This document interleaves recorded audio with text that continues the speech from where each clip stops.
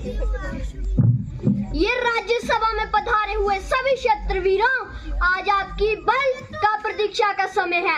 जिस किसी में बल हो वो यहाँ आए और इस धनुष का चीला चढ़ाए। जो इस धनुष का चीला चढ़ाएगा वही सीता का पति कहलाएगा।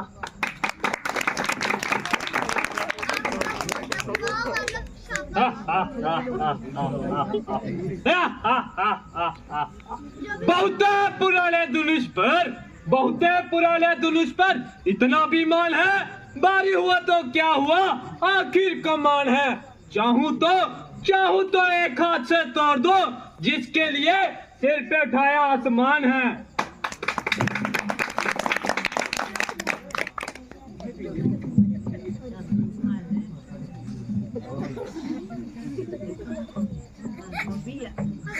राजा जनक, तुमने हमारे साथ धोखा किया है।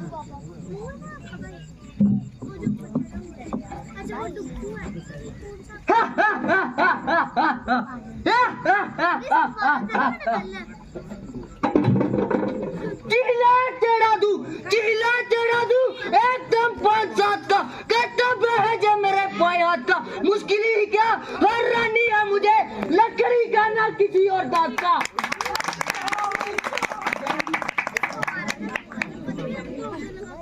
राजा जनक, तूने इसमें मैच लगाए हैं।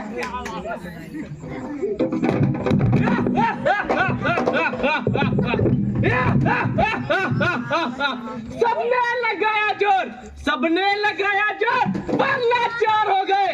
ना उठ सकी कमान, शर्मसार हो गए। बस मेरे उठने की देर है और इस धनुष के टुकड़े 3-4 हो गए। राजा जनक, तूने हमारे साथ धोखा किया है।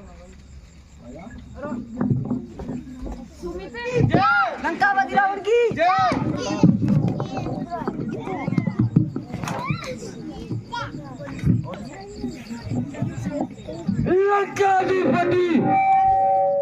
लंकापति रावण पधार चुके हैं। राजा जनक, तूने अपनी बेटी सीता का स्वयंवर रचाया है और दूर दूर से राजा को बुलाया, लेकिन लंकापति रावण को नहीं बुलाया। क्यों? क्या मैं राजा नहीं था? यदि मेरे तक संदेश भेजना असंभव था तो एक पत्र नदी में बहा दिया होता, तो नदी की क्या मजाल कि वह पत्र रावण तक न पहुंच पाता। यदि ये भी असंभव था तो एक पत्र पवन में बहा दिया होता, तो पवन देव की क्या मजाल कि वह पत्र रावण तक न पहुंच पाता। राजन, सारा संसार कहता है कि मैं लंकेश्वर घमंडी हूँ और घमंड करता हूँ। तो हाँ, मैं घमंडी हूँ, मैं घमंड करता हूँ। यदि मैं घमंड करता हूँ तो इसमें क्या गलत करता हूँ? मैं घमंड करता हूँ अपनी शक्तियों पर, और ये शक्तियाँ मैंने किसी से भिक्षा में नहीं ली, बल्कि अपने तप से, अपने परिश्रम से स्वयं ब्रह्मदेव को प्रसन्न करके हासिल किए हैं।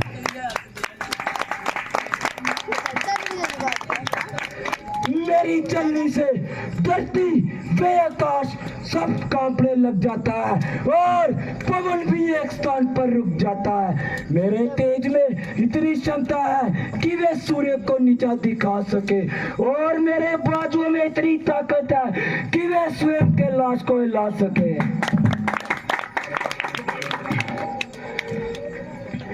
लहराएगी गदा मेरी, लहराएगी गदा मेरी।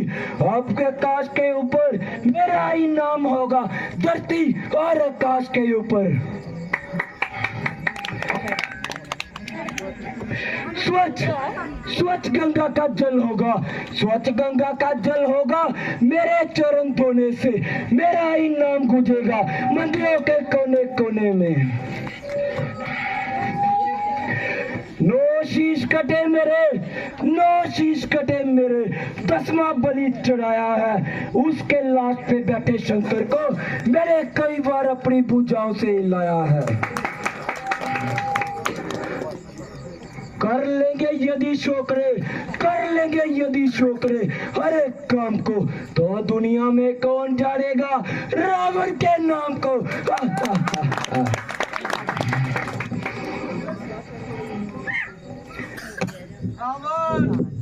मेरे सिवा ये कार्य कर सकता ना कोई, निकाल दीजिए दिल से क़याम ख़याल को।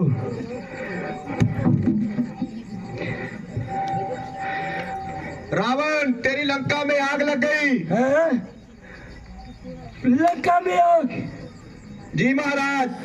कुंभकर्ण कहाँ है? महाराज वो सोए हुए हैं। प्रताप भीषण कहाँ है? महाराज वो भक्ति पे लीन है। भक्ति में लीन है।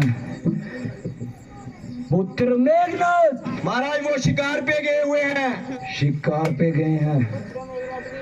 खैर अब मुझे जाना होगा, मगर याद रख सीता सिर्फ मेरी पटरानी कहलाएगी।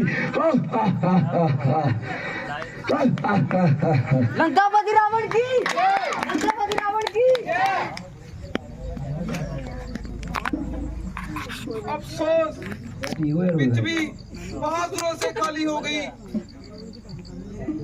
क्षत्रिय वंश का प्राय अंत हो गया। अन्यथा ये मामूली सी कमान है जिसके लिए सारा क्षत्रिय मंडल हैरान है।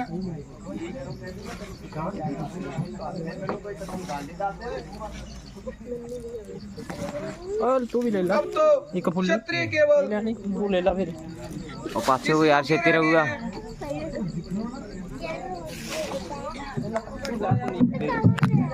कि इनको निमाइश के तौर पर घर पे बिठाया जाए और अपनी जगह से ना हिलाया जाए। जाओ जाओ, सोमवार बर्खास्त किया जाता है।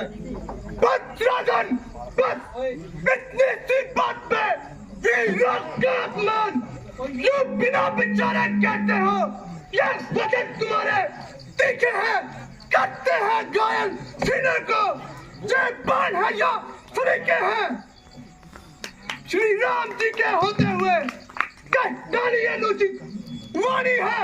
राजा जनक, तूने कैसे सोच लिया कि पृथ्वी बहादुरों से खाली है?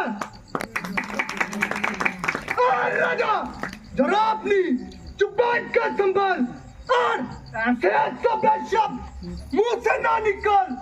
यूं घर बुलाकर किसी का अपमान करना की अक्लमंदी है, बल्कि आला दर्जे की नापसंदी है। यदि कुछ राजाओं ने इस धनुष का चिला ना चढ़ाया तब तूने सबको कार ठहराया। ना सोचते हो ना विचारते हो, जो कुछ दिल में आता है वही मुंह से निकालते हो। इस बदतमीजी का मजा ताकि वक्त खा देता और एक पल में खून की नदियां बहा देता, किंतु बड़े भाई की आज्ञा न मिलने से लक्ष्मण मजबूर है। अन्यथा तुम्हारी क्या मकदूर है जो ऐसे सब शब्द जुबान से निकालते और हर एक को इस तरह मुंह में डालते। जब तक सूर्यवंशी खानदान का एक भी बच्चा बहाल है तो क्षत्रिय वंश पर धब्बा लगाने की किसकी मजाल है? खैर जो कुछ कहा सब कहा। आप आइंदे के लिए जरा जुबान को लगाम दीजिए और जरा मुंह संभाल कर कलाम कीजिए, अन्यथा गड़ी में गड़ियाल हो जाएगा और यह तुम्हारा बना बनाया सांबर का मैदान बहादुरों के खून से लाल हो जाएगा। बेटा जरा धैर्य से काम लो और थोड़ी देर के लिए अपने इस गुस्से को थाम लो। इस समय तुम्हारा तेजी में आना उचित नहीं और ये लड़ने झगड़ने का सही वक्त नहीं। राजा जनक ने स्वयंवर का सम्मान किया है, ना कि जंग का ऐलान किया है। इस समय वे बेचारा खुद निराश हो रहा है क्योंकि उसकी सारी कामनाओं का नाश हो रहा है।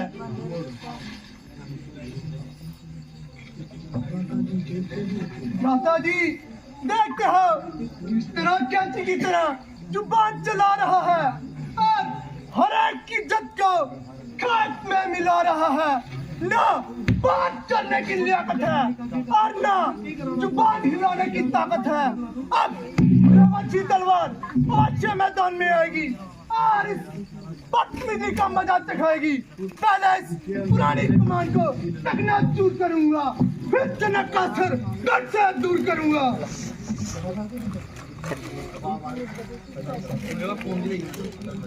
मेरे बहादुर भाई, ये सिर्फ तुम्हारा ख्याल है। तुम्हें कायर और बुज़दिल कहलाने की कितनी मजाल है।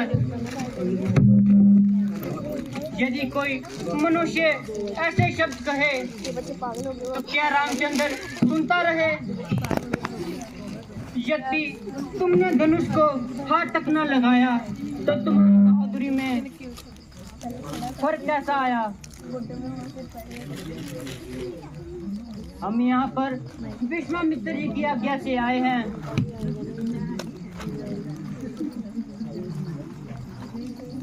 इसलिए कोई अनुचित कार्य नहीं किया जाएगा।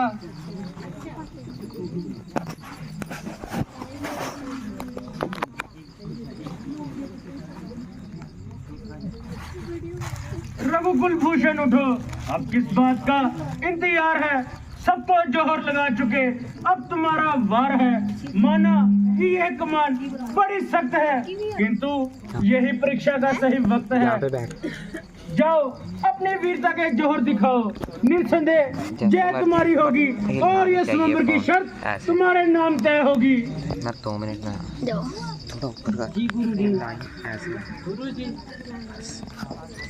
सावधान!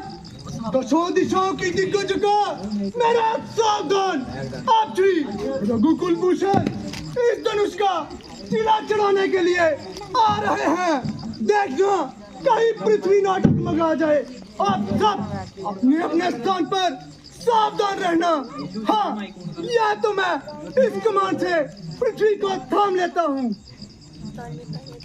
गुरु जी आगे आपकी सिर माथे मंजूर।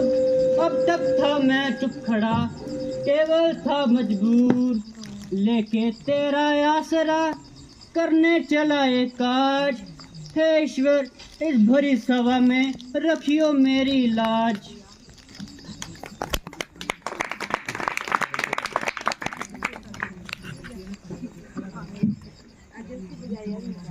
क्या ये वही कमान है जिसके लिए राजा जनक को इतना अभिमान है, जिसको हाथ लगाते प्रत्येक मनुष्य डरता है?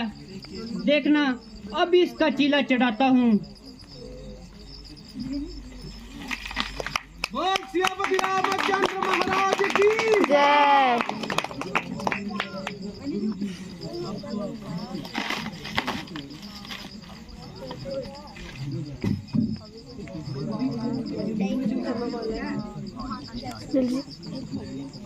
मुनि विश्वामित्र जी बधाई हो। बस आप जल्दी से जाइए और बारात लेके आइए। जी महाराज। जय शंकर, जय शंकर। कहो राजा जनक, क्या कारण है? ये अभी शोर सा कैसा था? वीरों में छेड़छाड़ क्यों है? महाराज, मैंने अपनी बेटी का सीधा स्वयंवर रचाया है। राजकुमारी की जय, उसके दुश्मनों की जय। सब कार्य सब ओम ओम। पर राजा जनक, कौन है वो शत्रु जिसने मेरे गुरु का धनुष तोड़ा है और इस बड़ी सभा में सीता से नाता जोड़ा है? शीघ्र, अति शीघ्र उसे मेरे सामने लाया जाए। अधिक देरी ना लगाई जाए, अन्यथा एक एक को मारूंगा और सबको मौत के घाट उतारूंगा। शायद तुम परशुराम को भूल गए, इसीलिए इतना भूल गए।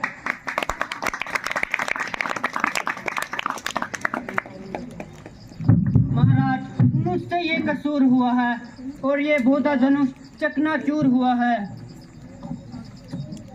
क्या तुम्हें मौत की परवाह नहीं थी या फिर जीने की इच्छा नहीं थी? बेशक खताबार हूँ और जो सजा दो सजावार हूँ। अच्छा, अभी बताता हूँ और इस हिमाकत का मजा चखाता हूँ। जी महाराज, जो ज्ञान की नाई उछल रहे हो और बिना बात में आग से निकल रहे हो। ये कमान बिल्कुल गली सड़ी थी, ना जाने कब से बेकार पड़ी थी, जिसके लिए आप इतना तिलमी ला रहे हो और कैंची की तरह जुबान चला रहे हो। कभी पर्चा संभालते हो तो कभी आंखें निकालते हो। अगर कुछ मतलब है तो बता दीजिए, वरना चुपके से अपनी राह लीजिए।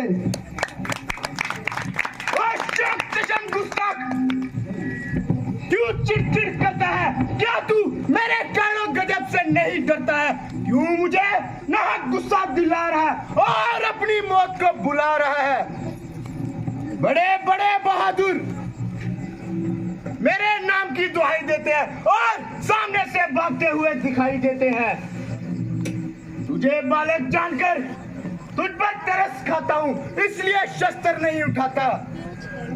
मगर याद रख, बकरे की माँ कब तक खैर मनाएगी? तेरी मौत मेरे ही हाथों आएगी।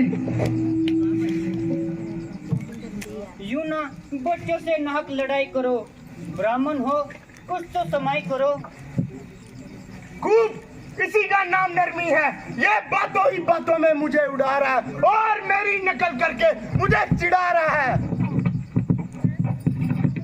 सामने से चला जा वरना कच्चे कच्चे का चबा जाऊंगा। तुम इसको मेरी आंखों से दूर कर दो, वरना पूरी दुर्गत बनाऊंगा। तुम अपनी आंखें बंद कर लो, मैं खुद नजर नहीं आऊंगा। तू मुझे मत दिखाई दे, भलाई तो इसी में है कि तेरी आवाज ही मुझे सुनाई नहीं दे। इसका इलाज तो बिल्कुल आसान है, तुम अपने कानों में गुंजा दे लो, तुम्हारा चारों तरफ सुनसान है। तू बड़ा शरीर है, आदमी की तरफ बात कर वरना मेरे हाथ तीर है। ओ बदजवान बेवक शैतान, अभी देखता हूँ तेरी तीर कमान।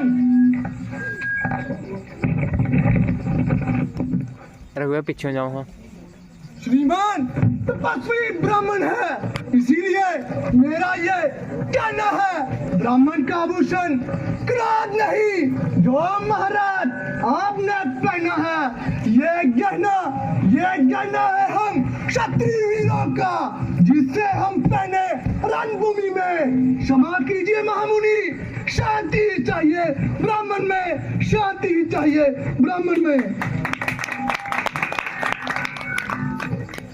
महाराज इसकी बातों पर ना जाइए, जरा गुस्से को जब्त फरमाइए।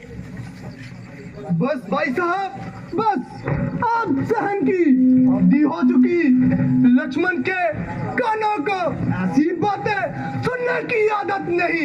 आपने व्यथा महाराज कह के इसका दिमाग आसमान पर चढ़ा दिया और आपकी नरमी ने इसका हौसला इस कदर बढ़ा दिया। अब मुझको सूर्यवंशी तलवार संभालनी पड़ेगी और इसके दिमाग से ये हवा निकालनी पड़ेगी।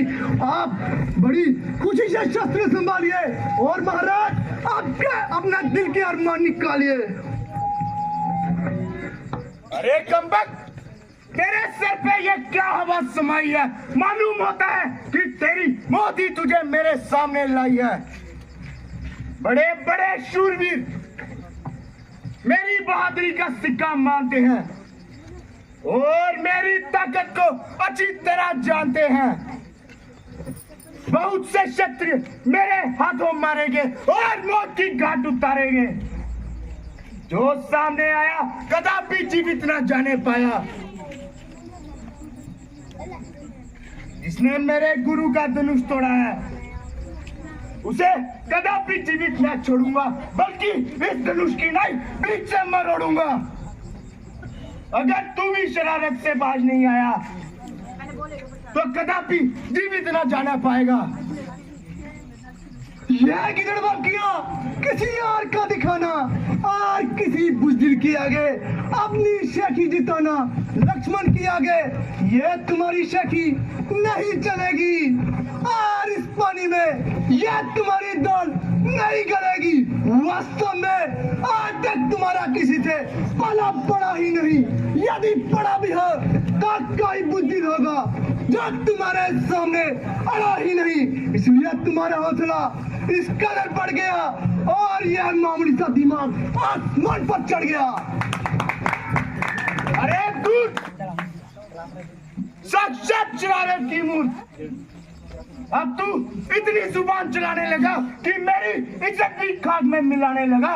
ये तो वही बात होगी रंज की जब गुफ्तगू होने लगी, आपसे तुमसे तू होने लगी। खबरदार होशियार हो जा और मरने के लिए तैयार हो जा। तेरे मरने में अब बिल्कुल भी कलाम नहीं। अगर एक ही बार में तेरी हड्डियों का चूरमाना बना दिया तो मेरा नाम भी परशुराम नहीं। जब आपको इसके कसूरवार होने से यूं इनकार है तो फिर आपकी इससे फिजूल बकरार है। मेरा क्या इख्तियार है, ये खुद मौत का तलबदार है। लक्ष्मण तुम इन्हें मत सताओ और जरा यहाँ पे आओ।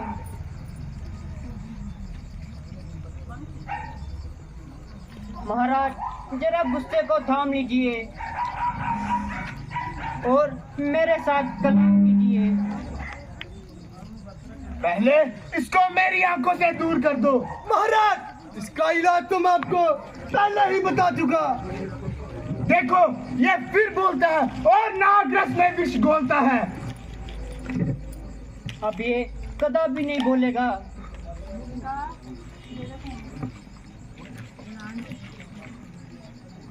वास्तव में ये आपका ही कसूर है। जी महाराज, जो अब मुझे दंड दे मुझे मंजूर है।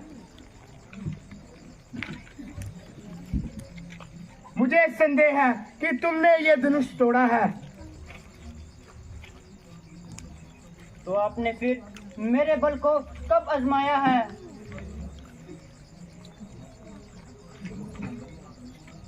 लीजिए इसको अपने धनुष पे चढ़ा के कमान कीजिए और मेरा इत्मीनान कीजिए। जी महाराज, चढ़ गया। तो बस फिर इसे उतार लीजिए, मेरा इत्मीनान हो गया। परंतु मेरा इत्मीनान नहीं हुआ। आपका इत्मीनान कैसा? हमारा इत्मीनान ऐसा, यद्यपि हमारे कमान पे यदि कोई तीर चढ़ती है तो वो किसी बिना मारे वापस नहीं आता। तो अब फिर ये किसकी जान लेगा? तुम्हारी और किसकी? ना महाराज ना, मैं मर जाऊंगा। ये तीर तो आपको सहना ही पड़ेगा, मगर घबराओ मत, दूसरे की नौबत नहीं आएगी। दूसरे की तो आपने खूब कही। क्यों महाराज, एक ही तीर में जान निकल जाएगी।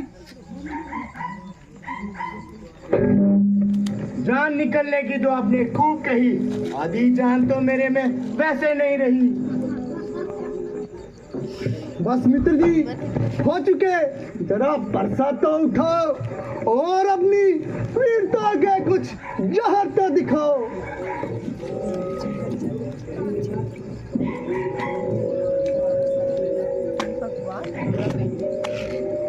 लक्ष्मण जी, मुझे किसी तरह क्षमा दिलाओ और मेरी जान बचाओ।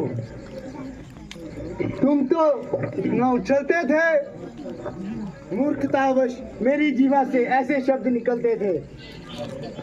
मुझसे क्या कहते हो? मैं तो तुम्हारी नजरों से दूर हूँ और इसलिए किसी तरह की सिफारिश करने से मजबूर हूँ। मेरा जो बोलना है वह नाहक रथ में विष घोलना है। भ्राता जी से आपकी बात है और मामला उनके हाथ है। भ्राता जी देखते क्या हो, चला दो तीर। मैं आपका भिखारी हूँ, मुझे जीवन दान दीजिए और मुझ पर एक एहसान कीजिए। आपको तो किसी बात की शर्म नहीं। हमारे शरण में आए हुए क्षत्रियों पर हाथ उठाना महापाप है। परंतु मैं आपको एक शर्त पे छोड़ता हूँ कि आप फिर कभी शस्त्र मत उठाना और किसी शस्त्र के मुकाबले पे मत आना। आपकी आज्ञा स्वीकार करता हूँ और इस बात का इकरार करता हूँ कि आगे को कभी शस्त्र को हाथ ना लगाऊंगा और इसी दर से विंध्याचल पर्वत चला जाऊंगा। आपसे अपनी जिंदगी ईश्वर ध्यान में गुजारूंगा और सब पापों का प्रायश्चित करके सिर से बोझ उतारूंगा। अच्छा जाइए कृपा निभान। मित्र जी भोजन तो करके जाना, ऐसी भी क्या जल्दी है। कभी कभी हमारा भोजन भी आ लिया करो। बस ध्यान रखो, यही सब कुछ है। जान बची, अभी तो पहली रोटी नहीं बची। अब वापिस आऊंगा तो खूब सारी रोटी खा के जाऊंगा।